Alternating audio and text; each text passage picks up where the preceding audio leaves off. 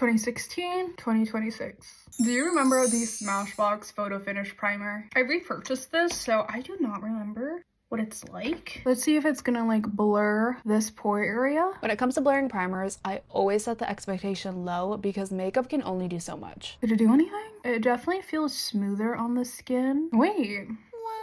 I think that's kind of blurring. If anything, it's a little mattifying. What do you think? Now let's see if the 2026 primer will be better. In 2026, we are obsessed with glowy skin and tacky primers. So this is not going to blur out my skin at all, but it does make it sticky. The only way to find out if it actually is better is to use foundation. There have been many skin tint releases in the past decade, but the Fenty skin tint is still my favorite because unlike most releases, it has a more natural finish instead of a greasy finish. The past few years have also been taken over by the clean girl aesthetic, so we're less about coverage and more about skincare. And don't you dare use a sponge in 2026 because we can't waste product. You have to use your fingers or a brush. And back in 2016, you might remember that we all had this. This is crusty. Until we realized we were being overcharged and we could buy a pack for less than $10. And back then I had severe cystic acne, so I always used the It Cosmetics CC cream. They came out with this matte version a couple of years ago and were actually my first sponsor, which is very full circle. As I'm blending this in, I totally forgot how good the sponge applies the foundation. Maybe I'm gonna have to bring this back into my routine. I will say, even though the foundation trends have changed drastically over the years, I have never switched to a glowy preference. And both primers